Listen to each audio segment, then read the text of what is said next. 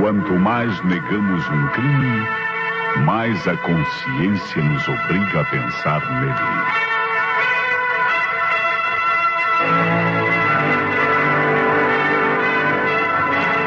A Rádio Nacional apresenta...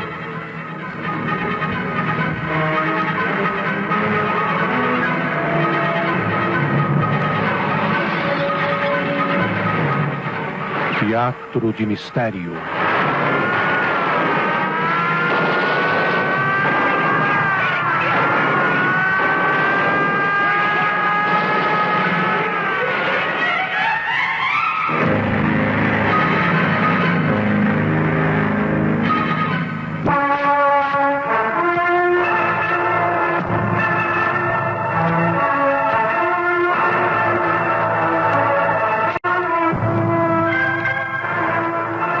Maurício está aqui? Precisamos falar com ele. É urgente, muito urgente, por favor.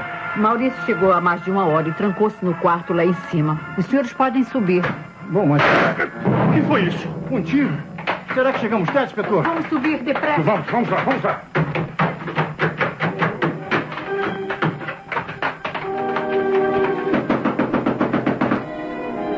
Inspetor, é melhor arrombar a porta.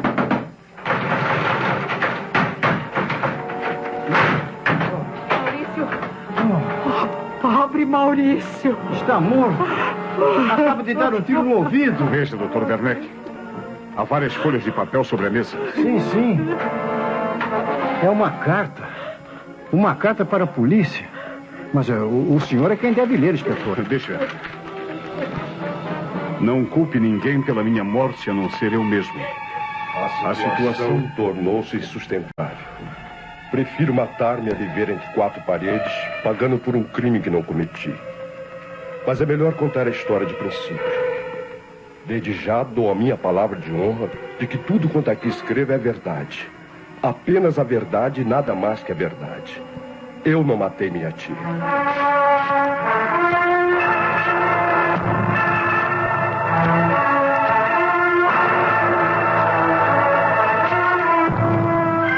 O Teatro de Mistério tem hoje em cartaz a peça original de Hélio do Soveral, Todo Mal Merece Castigo.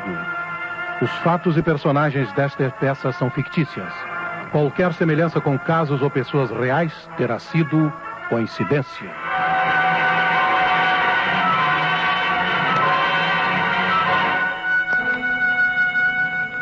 Tudo começou uma semana atrás, quando cheguei à conclusão de que nunca poderia saldar as minhas dívidas e os credores não estavam dispostos a esperar mais. Devo dizer que, desde que minha tia Sara teve o primeiro ataque cardíaco há 1 ano atrás, passei a gastar mais dinheiro e fazer novas dívidas por conta da herança, que assim o julgava, não tardaria a vir às minhas mãos. Mas passou-se 1 ano e tia Sara não morreu. Eu sabia que era seu único herdeiro, pois ela própria me dissera. Ao verificar que a velha não morria como esperava, fiquei alarmado. Minhas dívidas já ascendiam a mais de 3 milhões. Só a morte de minha tia poderia dar um jeito na situação. Eu nunca apreciei muito trabalho e sempre vivi como lorde. O dinheiro que me emprestava, porém, tinha por garantia o falecimento da velha. Ao verem que minha tia Sara não morreria tão cedo, os credores perderam a paciência e começaram a exigir o pagamento das promissórias. Foi isso que me decidiu finalmente a matar a velha. Não era um crime comum, nefando, diabólico, mas apenas um auxílio que eu prestava a Deus para livrar titia de seus ataques. Tia Sara sofria muito e a morte seria um alívio para ela. Eu não sou um assassino, portanto não sabia como praticar o crime de maneira a iludir a polícia. O homicídio com aparência de acidente seria o ideal, mas não me vinha nenhuma ideia. Então, cometi o meu primeiro erro, que foi conversar com Norma a respeito do caso. Norma é enfermeira de tia Sara e, como sabem, mora com ela no velho casarão da rua Campos Sales. No sábado passado, como de costume, fui visitar minha tia e tive a oportunidade de trocar 2 palavras com Norma num local onde ninguém nos ouvia. Bem, pela sua cara, eu imagino que tenha coisas muito sérias para me dizer. Trata-se de tia. Estou muito preocupado com o sofrimento dela. Bem, o Dr. Werneck acha que sua tia não tem cura. Eu sei. Deve sofrer tantas dores, coitadinha. Se ela não estivesse tão enfraquecida, talvez uma intervenção cirúrgica... Não adianta, Norminha. Tia Sara vai morrer. Mas está sofrendo muito, demorando muito a conseguir o repouso eterno. Por favor, Maurício, não fale assim. Sempre há uma esperança. É justo que Titi agonize desse jeito. Imagina que uma pobre clama pela morte. Dona Sara não quer morrer, Maurício. Ela ainda espera ficar boa como antes. Nós sabemos que ela jamais ficará boa, não é verdade? Sim. Só mesmo um milagre. Nestes momentos que eu dou razão à eutanásia. Maurício, mas que loucura. Sim, sabemos que tia Sara não ficará boa. Então por que não me aliviar os sofrimentos? Você não sabe o que está dizendo, Maurício. A morte será um bem. Eu sei que o Dr. Werneck jamais concordaria com isso. Mas você e eu... Onde quer chegar? Ninguém iria saber de nada. Um remédio trocado, uma dose mais forte de um sedativo. Você está louco, Maurício. Quando não há remédio, a morte é a solução. Mas seria um assassinato? Não estou brincando, Norminha. Tanto que logo que tia Sara morrer e eu receber a herança, eu não me esquecerei de lhe pagar. Chega. Nem mais uma palavra. Se insistir, fique sabendo que eu vou contar tudo ao Dr. Werneck. Está bem, Norminha. Desculpe. Não precisa contar nada a ninguém.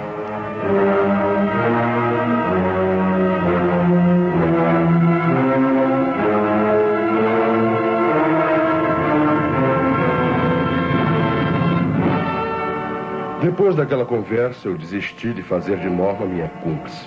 Eu teria que agir sozinho. Mas como?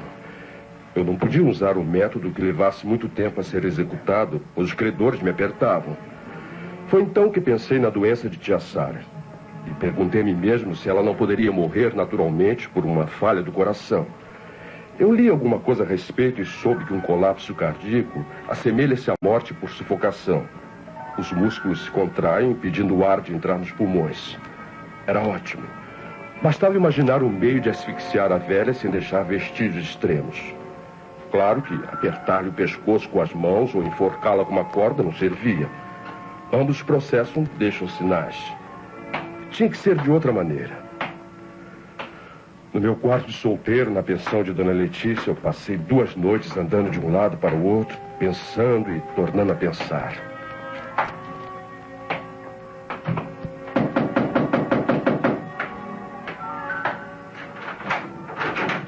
Sou eu, Maurício. Sim? Eu ouvi os seus passos e vim saber por que você não dorme. Eu tenho uma terrível dor de dente, Dona Letícia. Mas não se incomode, né? Eu vou tomar um comprimido. Olha, faça como eu, Maurício. Quando eu tenho dor de dentes, eu enterro o rosto no travesseiro e deixo esquentar. A dor passa logo. Mas cuidado, hein? Uma noite eu meti o travesseiro no nariz e quase morri asfixiada. Sim, Dona Letícia me deu a ideia. Tia Sara estava enfraquecida pela doença. Se eu conseguisse chegar até seu quarto sem ser pressentido e apertar no travesseiro contra as narinas, a dificuldade estava em afastar Norma. Depois de refletir um pouco, decidi-me a dar o golpe na noite de sábado. Tinha apenas que arranjar um pretexto para que Norma estivesse ausente. Pensei então em Paulo, namorado. Uma vez, Paulo tinha me dito que gostaria de assistir uma peça no teatro que estava levando na cidade. Eu comprei 2 ingressos para sábado. Depois fui me encontrar com o namorado da enfermeira. Olá, senhor Maurício, como vai? Sua tia está melhor? No mesmo, Paulo. Bem, mas eu não vim por acaso, não. Olha o que me deram. O que é isso? Opa! Entradas para o teatro. Eu ganhei de presente. Eu não posso ir ao teatro, pois estou muito ocupado com meu romance. Você quer aproveitá-los? Claro, claro. Olha, muito obrigado, hein, senhor Maurício. Muito obrigado. Claro que aceito. É para sábado, de maneira que Norma poderá ir com você. Sábado, o Dr. Werneck costuma ficar até tarde no casarão visitando Titi. É, tem razão. Eu vou convidar Norminha. Olha, mais uma vez, muito obrigado, hein, senhor Maurício? Mas olha aqui, não diga a ninguém que fui eu que lhe dei esses ingressos. Foi um presente que recebi, sabe? E não quero que saiba. Ora, ninguém saberá de nada.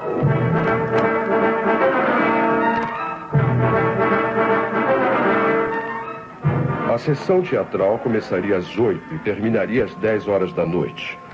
Logo eu tinha que matar a velha nesse espaço de tempo. Não seria possível desde que o Dr. Werneck não estivesse no casarão.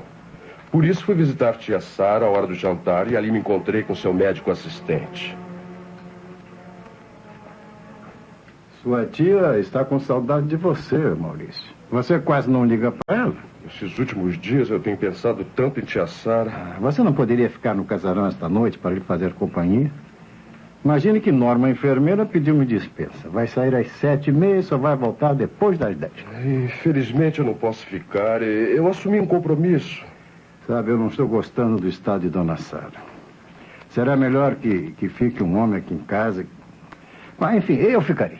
O senhor ficará? Sim, Maurício, eu ficaria aqui. Ficaria até a volta da Norminha. Sabe-se lá, não é? Pode acontecer qualquer coisa. Está decidido. Eu vou ficar aqui esta noite.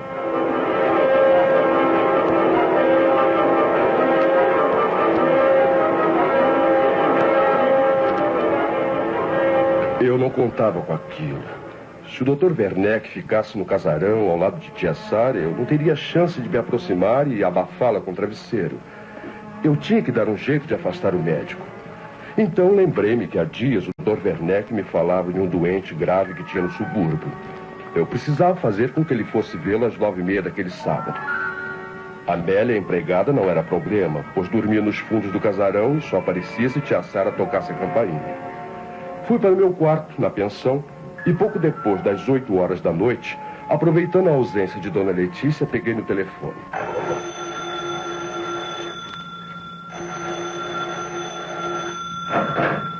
Alô, pronto? Dr. Werneck, boa noite. Boa noite. Desculpe me incomodá-lo a estas horas. Hã? Aqui está falando um vizinho de seu Almada. Seu Almada? Ele está morrendo, doutor. Mas... A família me pediu que lhe telefonasse para que o senhor venha imediatamente. Mas ir imediatamente? Mas eu não posso, no momento... Dê um jeito, doutor. Oh, está bem. Eu vou procurar. Eu irei imediatamente. Estarei aí antes das 9h.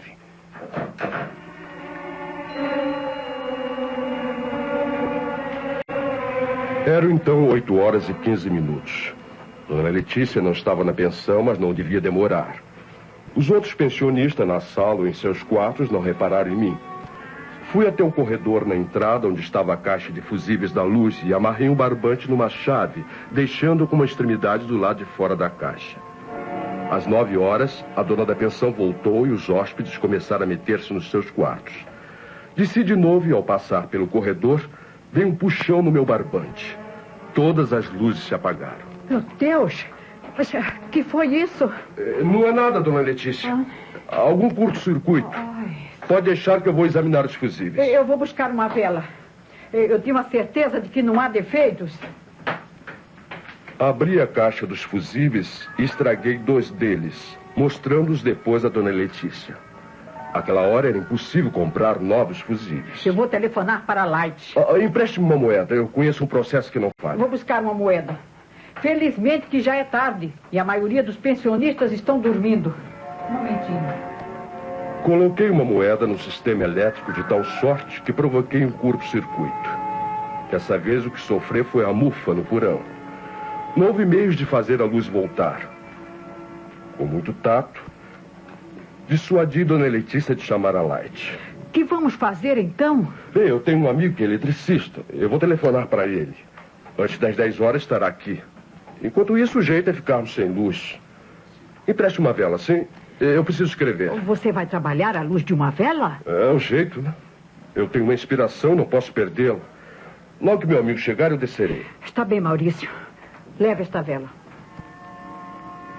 Fingi que dava um telefonema para um amigo inexistente, subi ao meu quarto com uma vela, pedindo à dona Letícia que não me chamasse senão quando chegasse o eletricista.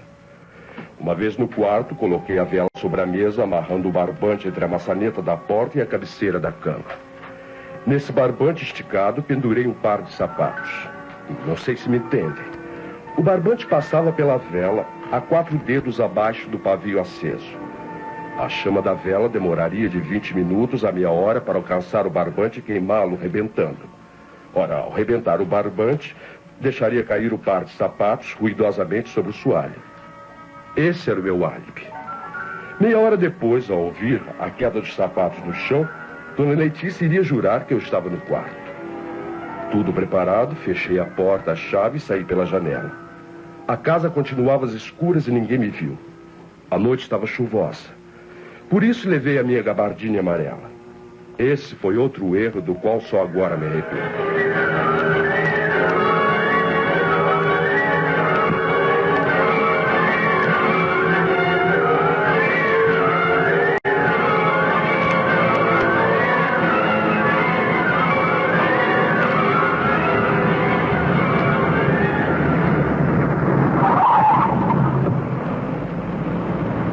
Cheguei ao casarão às 9h15.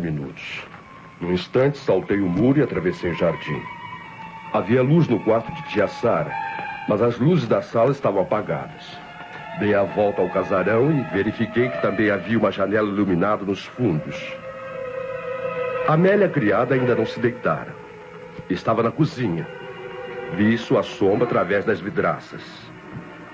Voltei à frente da casa, indo buscar uma escada no jardim e encostei à parede. Subi até a janela do quarto de tia Sara e espiei pelo vidro. Titia estava sentada na cama acordada. Abri a janela devagarinho. Não estava fechada no trinco. O ruído, porém, despertou a atenção de minha tia.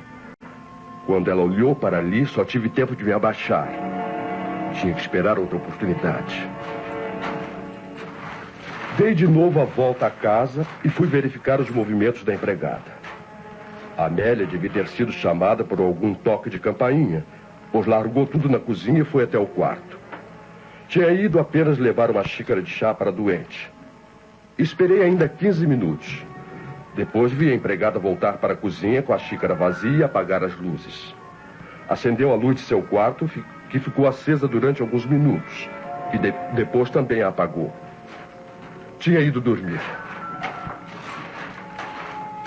Tornei a dar a volta ao casarão e subi pela escada. Agora o quarto de tia Sara estava imerso na escuridão. A janela continuava aberta, tal qual o deixara. Quando ia abri-la completamente, alguma coisa me deteve. Olhei para trás, para o jardim, e pensei ver uma sombra entre as árvores. Encolhi-me contra a parede no alto da escada. Era o jardineiro, seu Manuel, que acabava de entrar e se dirigia para o seu quarto nos fundos do jardim.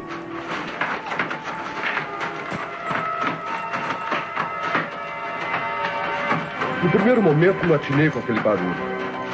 Depois compreendi. Era no quarto de tia Sara, além da janela. Parecia uma luta desesperada. Eu fiquei gelado. Eu ainda não entrara no quarto, ainda não cometera o meu crime, de maneira que não havia motivo. Abri a janela devagar e saltei para dentro do quarto às escuras. Nada aconteceu. Então acendi a minha lanterna elétrica e passei o fiozinho de luz pelo quarto. Primeiro vi um travesseiro amarrotado caído no chão. Depois vi a mão de minha tia pendendo fora da cama. Depois seu pescoço todo arranhado e cheio de nódoas negras. E finalmente vi seu rosto contorcido pela agonia. A porta estava aberta para o corredor, mas não havia mais ninguém no quarto. No entanto, alguém se antecipara ao meu crime. Minha tia fora estrangulada.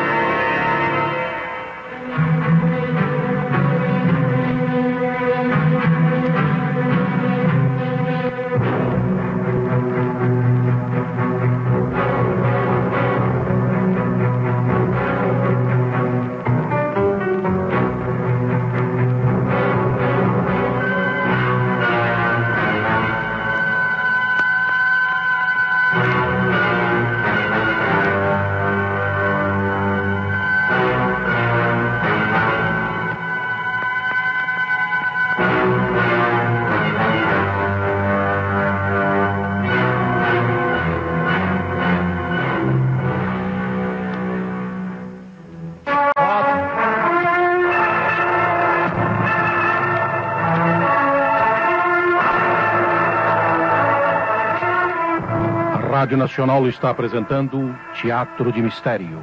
Hoje em cartaz, Todo Mal Merece Castigo.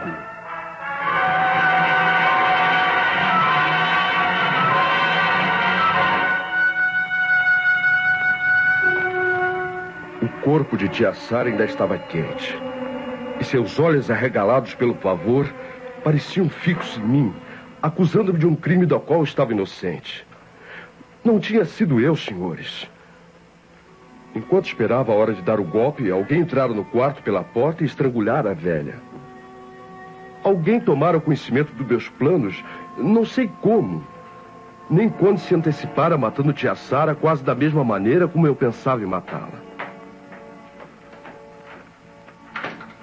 Fui até a porta do quarto e fechei-a para evitar uma surpresa. A chave não estava na fechadura. Fiquei apavorado. Se me apanhasse ali, naquela atitude comprometedora, quem iria acreditar na minha inocência? Eu precisava descobrir quem era o verdadeiro assassino para provar minha inocência. Se descobrisse o culpado, seria ótimo. Tia Sara estava morta. Fora morta por outra pessoa. E eu receberia tranquilamente a sua herança. Aproximei-me novamente do cadáver e quando ia tocá-lo, ouvi uma voz no corredor. Dona Sara, posso entrar? Era uma vizinha do casarão, Dona Florinda, que eu conhecia bem. Se Dona Florinda me encontrasse ali, tudo estaria perdido. Como louco, saí correndo e pulei a janela. Nesse momento, ouvi a porta do quarto abrir-se atrás de mim. Quem é? Desci a escada quase escorregando pelos degraus e corri para as sombras protetores do jardim. Pega ladrão! Um homem de capote amarelo! Num segundo, pulei o muro e cruzei a calçada deserta. Mais adiante, despiei a gabardina amarela e atirei ao rio. Em seguida, tomei um táxi e voltei para a pensão. Estava terminada a primeira parte do crime que eu não cometera.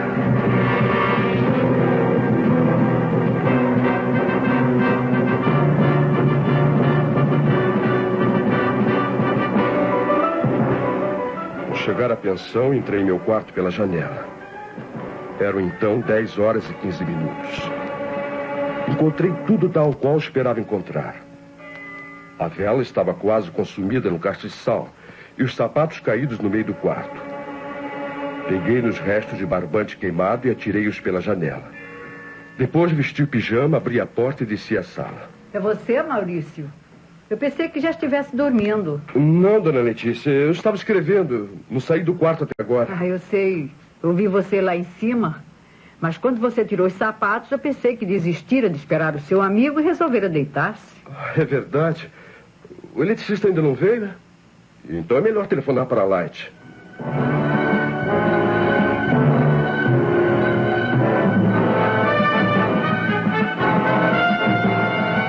Quinze minutos depois apareceu uma caminhoneta da Light e a luz foi restabelecida na pensão. Despedi-me de Dona Letícia e fui me deitar. Eram quase 11 horas quando o telefone tocou. Maurício? Acorda, Maurício. O que aconteceu, Dona Letícia? Aquela enfermeira telefonou agora mesmo, pedindo para você ir à casa da sua tia. Parece que houve um desastre. Se eu saísse correndo, poderia parecer suspeito. Ninguém faria isso sem antes certificar da origem do telefonema. Por isso, antes de partir para o local do crime, liguei para lá com o ar mais inocente do mundo. Alô? Com quem quer falar? Quem está ao telefone? Eu quero falar com Norma. Aqui é o Maurício. Ah, boa noite, senhor Maurício. A enfermeira no momento está muito ocupada. Aqui é um amigo da família. O senhor não poderia vir até o casarão imediatamente? Mas o que aconteceu, hein? A dona da minha pensão falou num acidente? Sim, houve um pequeno acidente com sua tia. Mas nós preferimos falar com o senhor pessoalmente. Alguma coisa o impede de vir para cá? Não, senhor, eu ia mesmo. Mas resolvi confirmar o telefonema. Fez muito bem, senhor Maurício. Até já. A polícia. Não havia engano possível. A polícia já fora chamada e agora eu precisava de todo o meu sangue frio. Encarei Dona Letícia, encolhi os ombros e fui me vestir. Meia hora depois chegava ao casarão da rua Campos Sales.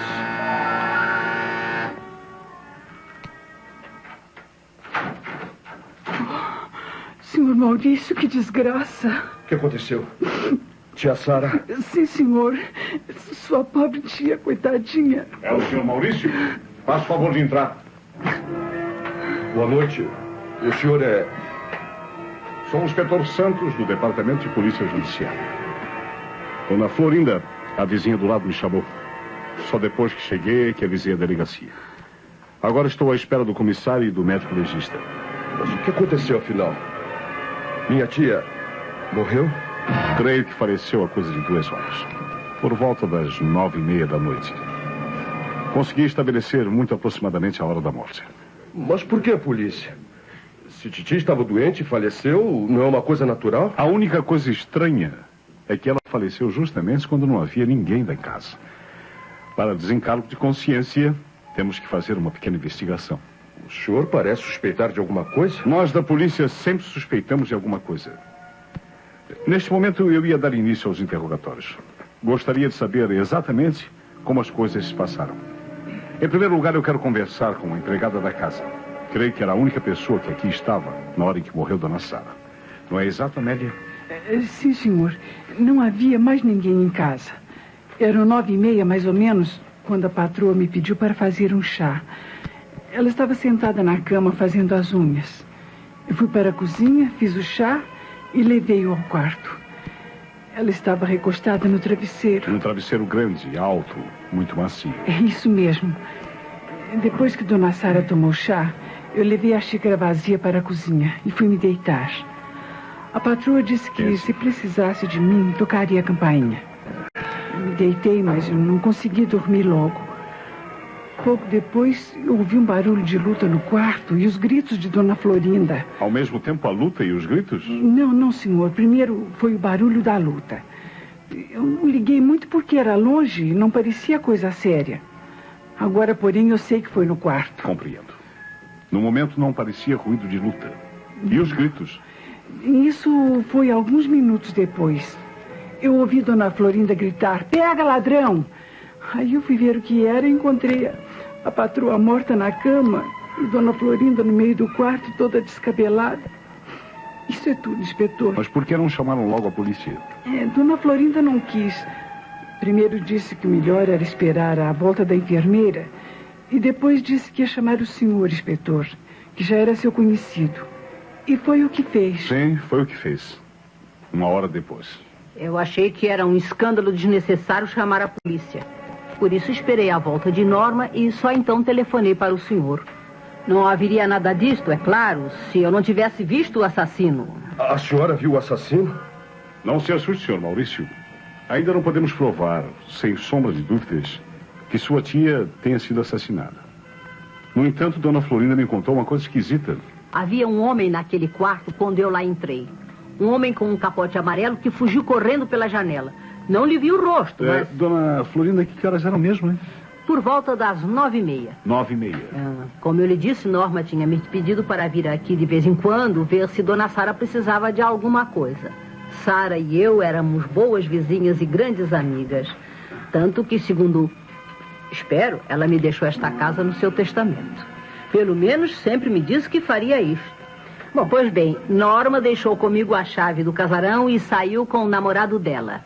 Eu vim aqui depois do jantar aí pelas 8 horas e fiquei até às 9 conversando no quarto com Sara. Com Sara. Fui à minha casa para arrumar as coisas e voltei aí pelas 9h30. O quarto de Sara estava às escuras e a porta fechada. Sim. Abri a porta e vi um homem de costas fugindo pela janela. Tinha vestido um capote ou uma gabardina amarela. Só podia ter sido ele. Mas a senhora não sabe quem é esse homem? Fui tudo tão rápido, mas pela altura não me pareceu o jardineiro. E o jardineiro continua preso. Parece que ele andou bebendo demais com os amigos e voltou para casa às 9h30. Realmente, havia uma escada encostada à fachada do casarão, junto da janela do quarto de Dona Sara. Foi por ali que fugiu esse homem de capote amarelo. O jardineiro afirma não ter visto nada de anormal ao chegar ao jardim, mas... O Manuel estava embriagado, inspetor. Mas ele sempre foi cumpridor de seus deveres e nunca na vida ia matar Dona Sara. Por enquanto, é ele o principal suspeito. Inspetor. Sim? Agora o senhor me permite falar? É claro, senhorita Norma. Qual é a sua história? Bem, antes de mais nada, eu quero lhe apresentar o meu noivo, Paulo. Muito prazer, inspetor. Prazer. Que coisa desagradável, hein? Realmente. O senhor tem certeza de que foi um crime? Noutras circunstâncias, eu acreditaria em morte natural, Sr. Paulo. Mas, complicado como está este caso, tudo é possível. Mas então o senhor é o responsável pela ausência de sua noiva? Há muito tempo que eu queria assistir uma peça de teatro na cidade, mas nunca pude comprar um ingresso. Hoje eu ganhei 2 entradas de presente e convidei Norminha. Foi um amigo que me deu, sabe? Eu não acho necessário revelar o nome dele. Eu nunca julguei que justamente essa noite Dona Sara fosse assassinada. Sabe, inspetor, nunca aconteceu nada de grave, de maneira que... Eu penso que o Dr. Werneck agiu pior do que eu. O que fez o Dr. Werneck? Bem, é o médico assistente de Dona Sara e ficou de passar a noite aqui em casa até eu chegar. Eu também sei que ele pretendia ficar aqui, mas recebeu um telefonema de um cliente e saiu, dizendo que não demorava. No entanto, já é quase meia-noite e ainda não voltou. O Dr. Werneck desapareceu, inspetor. O culpado fui eu, inspetor. Sim. Não devia ter afastado Norminha de suas funções. Eu também penso assim, Sr. Paulo. O assassino só poderia agir com segurança, encontrando a vítima indefesa.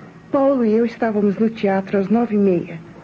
Somos culpados de negligência, inspetor, mas apenas isso. Bom, eu não suspeito diretamente ninguém, senhorita. Eu queria apenas comprovar os álibis de todos.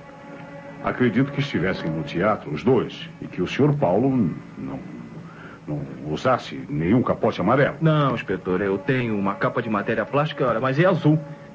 Aqui está. Bem, e o homem que eu vi era mais baixo do que o Sr. Paulo.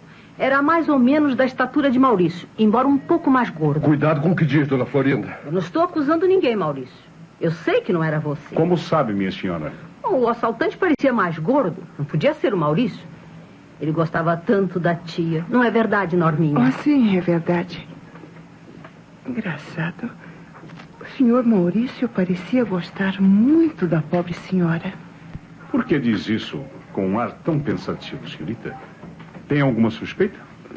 Eu jamais suspeitaria de Maurício, mas é que na semana passada ele me disse uma coisa estranha. Maurício me disse que era adepto da eutanásia. O senhor então aceita a morte por piedade? Bem, inspetor, eu sabia que minha tia sofria muitos ataques e me lembrei de um artigo que lera sobre a eutanásia. Mas está claro que eu nunca pensei realmente em matar minha tia. Senhor Maurício, agora quero ter o prazer de conversar com o senhor.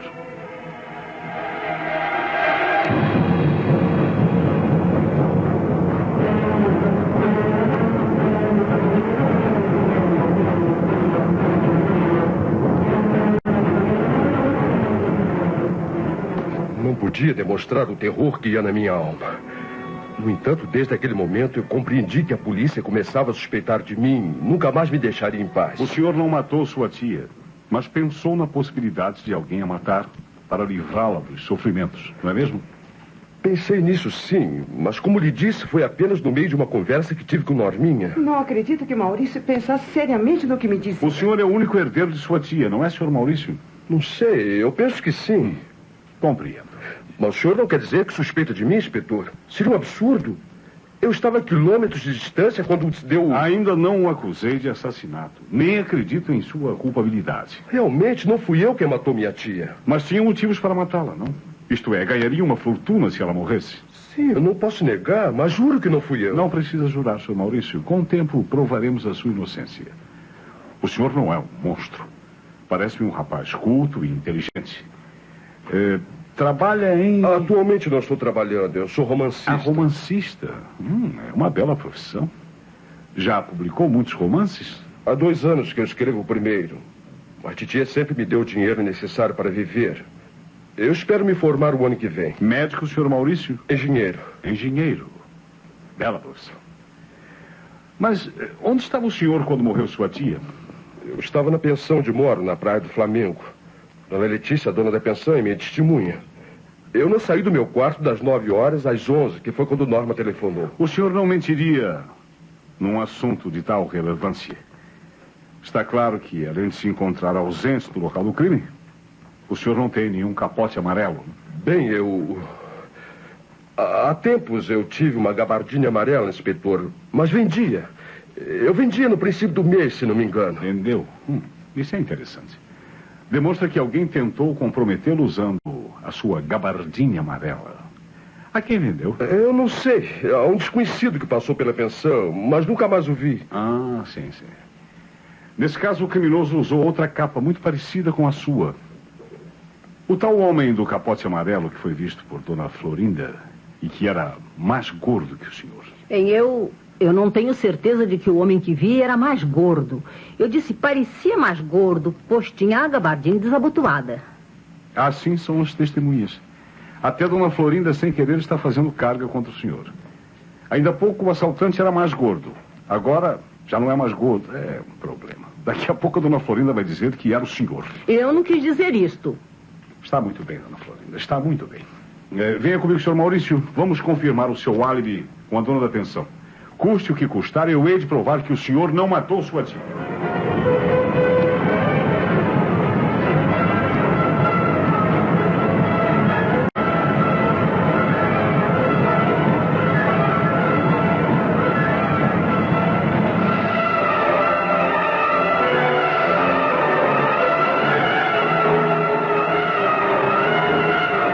Eu adivinhava a ironia com que o inspetor me falava. Compreendia que ele suspeitava de mim e estava se divertindo à minha custa como o gato brinca com o rato. De braço dado comigo, o inspetor Santos acompanhou-me até a pensão de Dona Letícia.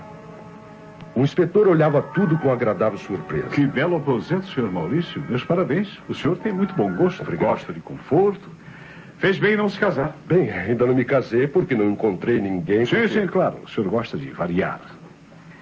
Estes livros...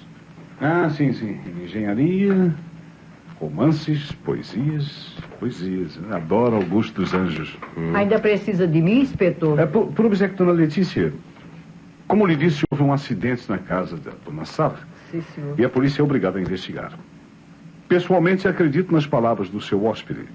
Mas uma testemunha jura que o viu na casa por volta das 9h30 da noite. Esta noite? Às 9h30? Exato. Ah, é impossível. Maurício não saiu da pensão? Tem certeza, dona Letícia? Isso é ótimo. A senhora o viu aqui, não é? Não vi, mas ouvi. É a mesma coisa. Maurício subiu para o quarto para escrever às 9h. As luzes estavam apagadas. E ele teve que escrever à luz de uma vela. Estouraram 2 fusíveis, viu, inspetor? E estávamos esperando o eletricista. Quando foi às 9h30, pouco mais ou menos, eu ouvi o Maurício descalçar os sapatos e deitar-se. Eu pensei que ele tinha ido dormir. E tem certeza de que era ele, não é assim? Só podia ser. Tanto que quando foi 10h, assim, 10 e pouco, ele tornou a descer a sala. Queria outra vela. Sim, sim, compreendo. É um álibi perfeito. Um par de sapatos que caem no soalho. Sim, só podia ter sido ele. Aquela janela... Com licença. Ah, pois não. Deixa-me dar uma espiada pela janela. Sim, senhor. O que tem a janela, inspetor? Eu estava apenas verificando a altura. Vamos descer um instante? Se não me engano, ali embaixo há marcas de sapatos. Dona Letícia, muito obrigado, viu? De nada. A propósito, o senhor Maurício me disse que tinha uma gabardina amarela. Gabardina amarela? Ah, mas claro. Certamente que tem, sim, senhor. Olha, ainda ontem ela estava naquele cabide.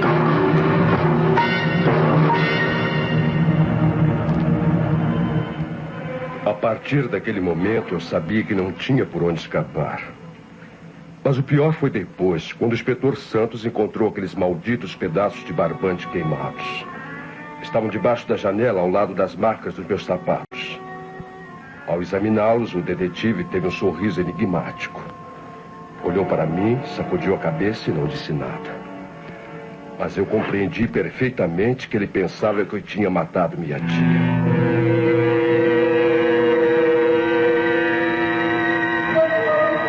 Voltamos para o casarão e, quando ali chegamos, encontramos o Dr. Werneck. Eu sou o médico assistente de Dona Sara.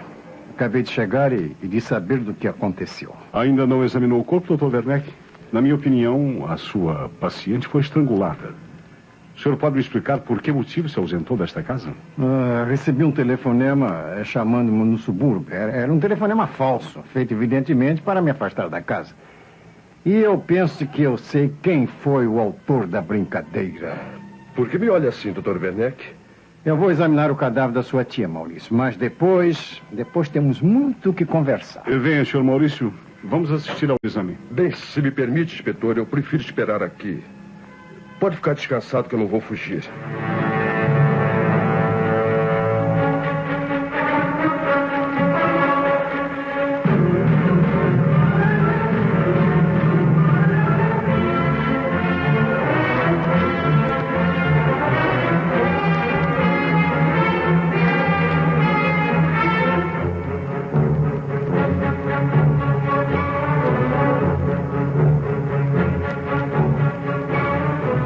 Logo que o inspetor e o Dr. Werneck viraram as costas, eu tratei de fugir.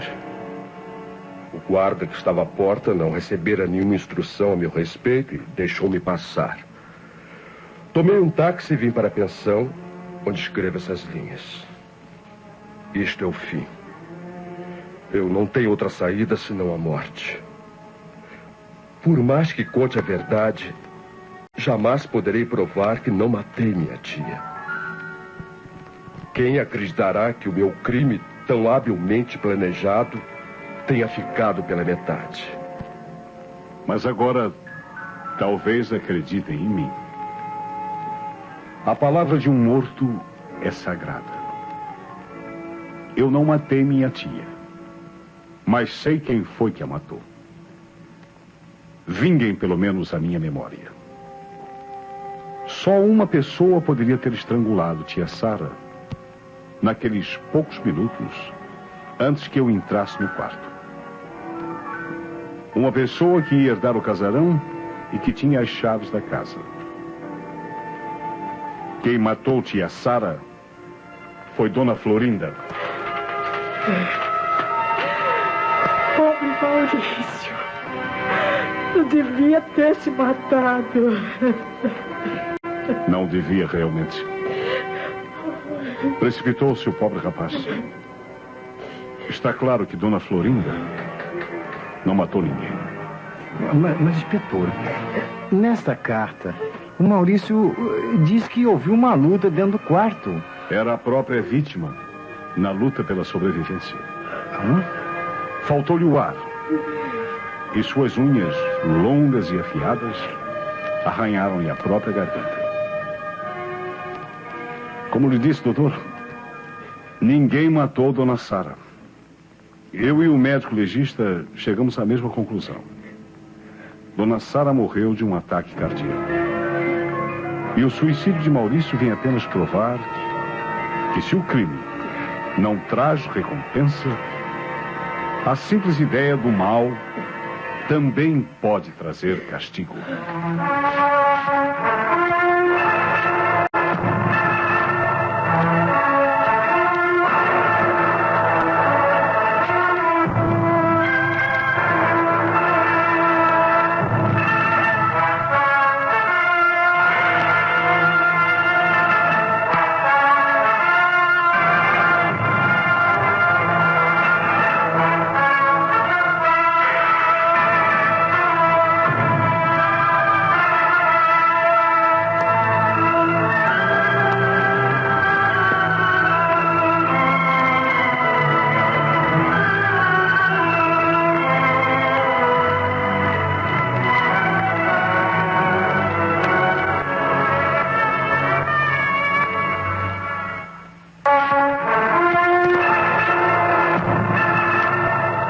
O Teatro de Mistério acabou de apresentar o original de Hélio do Soveral, Todo Mal Merece Castigo. Tomaram parte no programa de hoje Cauê Filho, vivendo o papel de Werneck, Letícia, Auriceia Araújo, Maurício, Wilson Marcos, Norma, Silvia Augusta, Paulo, Laio Júnior, Vizinha, Iará Jordão, Criada, Célia de Castro, Inspetor Santos, Domício Costa. A sonofonia foi de José Marques, controle de som, Paulo Moura, contra-regra, Jorge Moreira, assistente, Jorge Araújo, ensaiador, Cauê Filho, direção de rádio-teatro, Daisy Lúcide.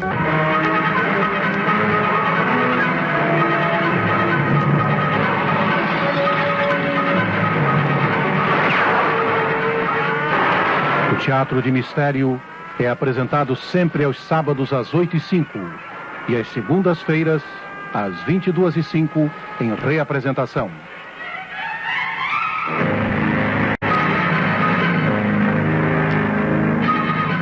Thank you.